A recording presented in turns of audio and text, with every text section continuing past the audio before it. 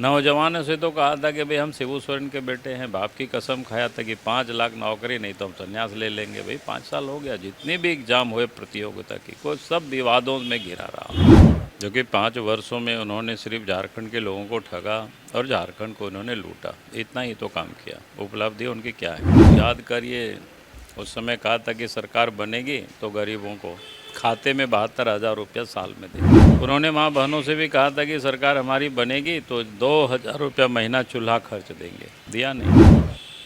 लड़कियों से कहा कि शादी होगी तो आपको सोने की सिक्का मिलेगा, मिला नहीं। तो मैं कह सकता हूँ कि इस बार की जीत शानदार होगी। जीत का मार्जिन भी, अंतर भी काफ़ी बड़ा। लड़के सड़क पर प्रोटेस्ट करते रहे, डंडे चलते रहे, खाते रहे, हाई कोर्ट सुप्रीम कोर्ट तक के बच्चे दौड़ लगाते रहे। आज भी संघर्ष कर रहे हैं बच्चे लोग। उमस भरी गर्मी भादों में बच्चों को दौड़ाया था, 19 बच्चे मर गए। क्या नहीं लूटा इन्होंने, मिलिट्री की ज़मीन तक को नहीं छोड़ा। चलो बवाल मत करना, बहुत बहुत धन्यवाद। मौजूद हैं भाजपा के प्रदेश अध्यक्ष और धनबाद सीट से जो है प्रत्याशी बाबूलाल मरांडी जी, उनसे बात करते हैं। बवाल न्यूज़ में आपका बहुत बहुत स्वागत है। चलिए, बहुत बहुत धन्यवाद आपके सभी दर्शकों को। बाबूलाल जी, इस बार जो है भाजपा के लिए आप किस तरह की चुनौती देखते हैं या अवसर देखते हैं इस चुनाव में? देखिए, चुनाव होता है और मैं इसको इस रूप में नहीं लेता हूँ। मैं समझता हूँ कि भाई एक प्रकार से पार्टी के लिए भी और कार्यकर्ता के लिए भी एक अवसर है। पार्टी की विचारधारा या कार्यकर्ता की जो काम करने की जो क्षमता,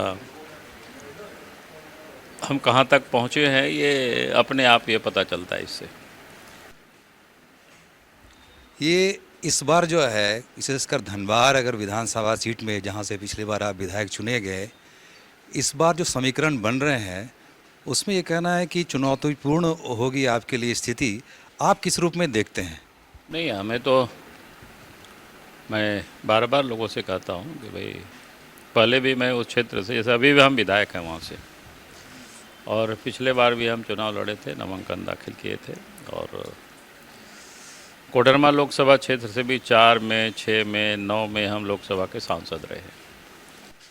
तो जितना उत्साह मैंने कल देखा नामांकन दाखिल करते समय, और जिस प्रकार से सभी जगहों से कार्यकर्ता, समर्थक, बड़ी तादाद में लोग उपस्थित हुए, तो मैं कह सकता हूं कि इस बार की जीत शानदार होगी और जीत का मार्जिन भी, अंतर भी काफ़ी बढ़ेगा। यानी पहले लोगों में जितना उत्साह हम नहीं देखते थे, इस बार उससे अधिक कहीं उत्साह दिखाई पड़ रहा है क्षेत्र में। इसलिए जीत में तो कहीं कोई शक ही नहीं है। और मैंने कार्यकर्ता से भी यही कहा है कि भाई चुनाव जीतने के लिए नहीं, बल्कि एक नया रिकॉर्ड बनाने के लिए आप सबको मेहनत करना है, काम करना है, और कर भी रहे हैं कार्यकर्ता। जो वर्तमान सरकार है झारखंड मुक्ति मोर्चा और गठबंधन की, वो पिछले 5 साल के कार्यकाल की तुलना जो है पिछले सरकारों के साथ कर रही है और योजनाओं का जो है वो उपलब्धि वो गिना रही है। इसमें भाजपा किस तरह से इसका मुकाबला कर रही है और क्या इस पर कहना है आपका? देखिए, उपलब्धि तो कुछ है भी नहीं, वो गिनाएंगे क्या? जो कि 5 वर्षों में उन्होंने सिर्फ झारखंड के लोगों को ठगा और झारखंड को उन्होंने लूटा, इतना ही तो काम किया। उपलब्धि उनकी क्या है? अगर हम एक एक करके याद करावें तो याद करिए, उस समय कहा था कि सरकार बनेगी तो गरीबों को खाते में 72,000 रुपया साल में देंगे, दिया नहीं। उन्होंने माँ बहनों से भी कहा था कि सरकार हमारी बनेगी तो 2,000 रुपया महीना चूल्हा खर्च देंगे, दिया नहीं। लड़कियों से कहा कि शादी होगी तो आपको सोने की सिक्का मिलेगा, मिला नहीं। उन्होंने और भी कहा था, और कहा कि खास करके जो वृद्ध है, विधवा है, दिव्यांग है, कि 2,500 रुपया पेंशन देंगे। नौजवानों से तो कहा था कि भाई हम शिबू सोरेन के बेटे हैं, बाप की कसम खाया था कि 5 लाख नौकरी, नहीं तो हम संन्यास ले लेंगे। भाई 5 साल हो गया, जितने भी एग्जाम हुए प्रतियोगिता की, कोई सब विवादों में घिरा रहा। पेपर लीक हुआ, लड़के सड़क पर प्रोटेस्ट करते रहे, डंडे चलते रहे, खाते रहे, हाई कोर्ट सुप्रीम कोर्ट तक के बच्चे दौड़ लगाते रहे। आज भी संघर्ष कर रहे हैं बच्चे लोग। तो पूरे 5 वर्षों की ये कहानी है। पिछले दिनों अखबार में बढ़िया नाम छपे, बहाली तो होना नहीं था क्योंकि चुनाव नज़दीक था। तब भी एक्साइज विभाग में पुलिसों, एक्साइज सिपाही की बहाली के नाम पर उमस भरी गर्मी भादों में बच्चों को दौड़ाया, जहाँ 19 बच्चे मर गए।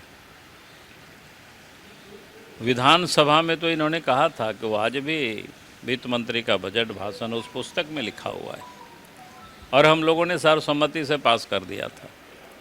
उन्हें कहा था कि रोज़गार नहीं तो बेरोजगारी भत्ता देंगे, बीए पास को 5,000, एमए पास को 7,000। साहब किसी को दिया नहीं। तो 5 वर्षों तक झारखंड की जनता को ठगते रहा और झारखंड को लूटते रहा। कोयला, बालू, पत्थर, क्या नहीं लूटा इन्होंने। मिलिट्री की ज़मीन तक को नहीं छोड़ा। पूरे राज्य, पूरा देश जानता है इसके बारे में। उनके कई एक दलाल, कई एक बिचौलिया, कई लोग बेल पर है, कई लोग आज भी जेल में है पड़े हुए। तो सब कोई जान रहा है कि क्या हालत है, इन्होंने 5 वर्षों तक क्या किया। और चुनाव जब नज़दीक आया तो आपने देखा कि मैया योजना के तहत 1,000 रुपया 2 महीना से देना शुरू किया। हम लोगों ने गोगो दीदी योजना की घोषणा की तो आप देखे होंगे आनंद फनन में कहा कि नहीं हम 2500 रुपये देंगे। भैया पूरे 5 साल आप कुछ दिए नहीं लोगों को। तो झारखंड की जनता उनके बारे में अच्छी तरह से जानते हैं। और भारतीय जनता पार्टी के जो देश के प्रधानमंत्री आज नरेंद्र मोदी जी है, गरीब कल्याण योजना, चाहे मुफ्त में अन्न हो, प्रधानमंत्री आवास हो, शौचालय हो, किसानों के खाते में पैसा हो, ऐसी असंख्य योजना जिसको कहते हैं कि चाहे आयुष्मान कार्ड हो जिसके तहत 5 लाख रुपया तक की स्वास्थ्य या चिकित्सा सुविधा लोगों को उपलब्ध हो रही है। तो आज देश के प्रधानमंत्री नरेंद्र मोदी जी के ऊपर जनता को एक ट्रस्ट है, एक विश्वास है, भरोसा है। लेकिन हेमंत सोरेन या कांग्रेस, जेएमएम, राजद, इनके ऊपर कौन भरोसा करेगा? किसी को कोई भरोसा नहीं। ये लोग कब क्या बोलते हैं। आज ही मैंने अखबार में अभी देख रहा था कि उन्होंने कहा कि अब 1 लाख रुपया साल में देंगे। भैया तो 5 साल रहे तो कुछ दिया ही नहीं, कुछ किया ही नहीं। तो आप कौन विश्वास करेंगे? 1 लाख की आप 2 लाख की घोषणा करो, 5 लाख की घोषणा करो। घोषणा ही करना है तो इतना कम क्यों घोषणा करते? करो घोषणा को। ये झारखंड मुक्ति मोर्चा के आरोप रहे कि भारतीय जनता पार्टी आदिवासी विरोधी है, इस पर आपका क्या कहना है? देखिए, मैं इतना ही कहूँगा, आज आदिवासियों को जितना उन्होंने लूटा है, आदिवासियों के ज़मीन जितना उन्होंने लूटा है पूरे झारखंड में, शायद ही किसी मुख्यमंत्री ने। आप देख लीजिए, बीजेपी में हम 3 मुख्यमंत्री रहे। हम भी मुख्यमंत्री थे 28 महीनों तक। अर्जुन मुंडा जी मुख्यमंत्री, रघुवर दास जी मुख्यमंत्री।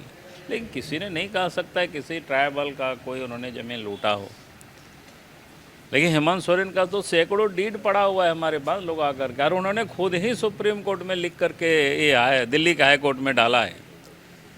और दिल्ली के हाई कोर्ट में जब उन्होंने डाला तो उसको मैं देख रहा था कि भाई किसका ज़मीन। हमको लग रहा था कोई सिंह जी का लिया होगा, कोई साहू जी का ज़मीन लिया होगा, कोई पंडित जी का ज़मीन लिया होगा। तो उसमें से देखे परचेज किससे किया है? ट्राइबल से। यानी ट्राइबल के सस्ते ज़मीन जहाँ सेल भी नहीं होता है, गलत आता पता दे करके उन्होंने कर लिया। तो आज झारखंड की जनता अच्छी तरह से जान रही है और कांग्रेस पार्टी उनके साथ है। कांग्रेस पार्टी ने तो ट्राइबल को उजाड़ा ही है। बीजेपी कोई बता दे कहाँ किसको ने बीजेपी को उजाड़ा है? बीजेपी ने उजाड़ा है, नरेंद्र मोदी जी ने उजाड़ा है। 10 साल से नरेंद्र मोदी जी देश के प्रधानमंत्री है। 10 साल अब तो तीसरा टर्म हो गया है। और उससे पहले 6 साल तक अटल बिहारी वाजपेयी जी प्रधानमंत्री। कांग्रेस ने तो 55-60 साल तक देश में राज किया।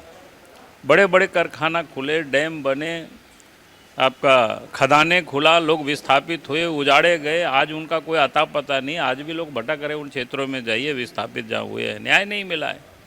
किसके राज में हुआ है? कोई मोदी जी के राज में नहीं हुआ, बीजेपी के राज में नहीं हुआ, सब कांग्रेस के राज में हुआ है। तो इसीलिए आज लोगों को पहचान रहा है, जान रहा है। हाँ, थोड़ी हम लोगों से कमी ये रही कि हम लोग झूठ नहीं बोल पाते। सच बोलने में भी हमारे लोग थोड़ा सा कंजूसी करते हैं। इसलिए मैंने कार्यकर्ताओं को कहा, यार जा करके सच्ची बात बताओ, कांग्रेस के चरित्र बताओ, जेएमएम की बताओ, हेमंत सोरेन, ये लोग क्या किया है लोगों ने, राजद की बताओ। तो अब लोग जा रहे हैं जनता। अब भाजपा के प्रदेश अध्यक्ष है, नए घटनाक्रम के तहत में जो है डॉक्टर रविंद्र राय को जो है कार्यकारी अध्यक्ष बनाया गया।